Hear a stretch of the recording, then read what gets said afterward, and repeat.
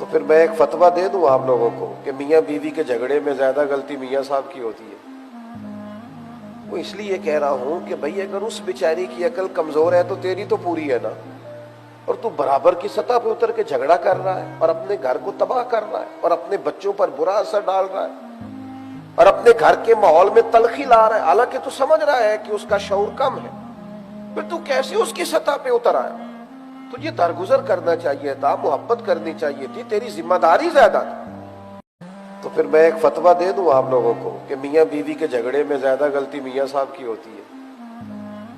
وہ اس لیے کہہ رہا ہوں کہ بھئی اگر اس بیچاری کی عقل کمزور ہے تو تیری تو پوری ہے نا،